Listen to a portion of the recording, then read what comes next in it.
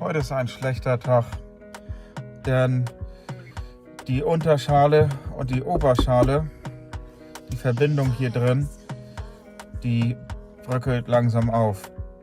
Nun sitze ich hier in Flensburg fest und ja, wenn ich das Problem nicht in den Griff kriege, dann